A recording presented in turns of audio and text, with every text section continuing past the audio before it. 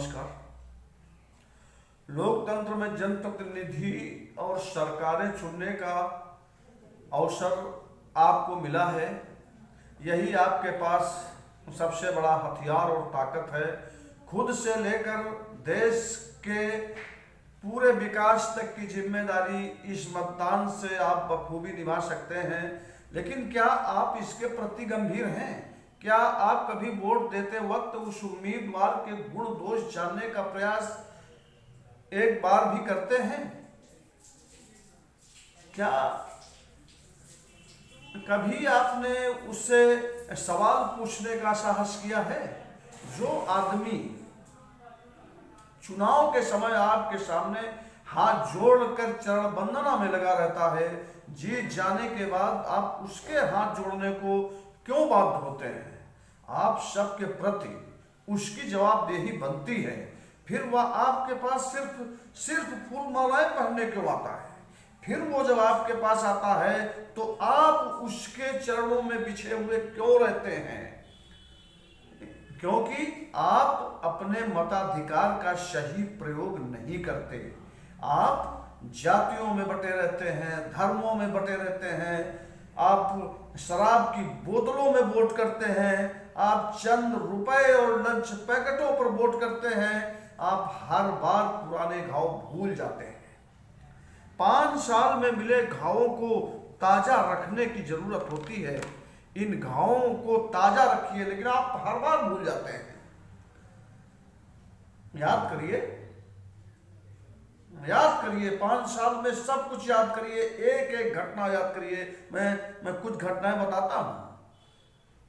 सिहरन भरी सर्दी और तपती दोपहरी में 1 साल तक किसानों के संघर्ष का दर्द याद है ना? नोटबंदी में लाइनों में लगे एक एक पैसे की मोहताजी, अस्पतालों में और हर जगह बच्चों की फीस से लेकर पता नहीं क्या क्या कितनी दिक्कतें आपके सामने आई। कितने लोग लाइनों में लगे लगे मर गए। क्या आपको याद है महामारी का वह भयानक मंजर, जब लॉकडाउन में लाखों मजदूर इधर उधर छटपटा रहे थे, पैदल भागे चले जा रहे थे, भूख से, पीड़ा से। तो ये घटनाएं याद हैं। बेरोजगारी और भूखमरी के वो दिन जब सब कुछ बंद था, चारों तरफ सब कुछ बंद था, कोई आपकी सुध लेने वाला नहीं था। महामारी का वो दौर जब अस्पतालों में ऑक्सीजन नहीं थी, दवा नहीं थी, कितने लोग, कितने अपने स्वजन मर गए। चारों तरफ सिर्फ लाशें ही लाशें। क्या आपको याद है कानून व्यवस्था के नाम पर निर्दोषों पर लाठियों और गोलियों की बौछार? आपको याद है ना? नहीं, आपको शायद नहीं याद है।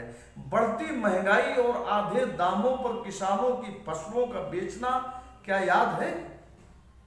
डीजल और पेट्रोल के ये दाम आपको याद है? सब याद रखने की जरूरत है। क्या आपने अपने जनप्रतिनिधि से कभी पूछा कि जब ये सब चल रहा था देश में, तब आप कहां थे और क्यों नहीं बोले? क्या आपने एक बार भी हम लोगों की ये आवाज वहां उठाई?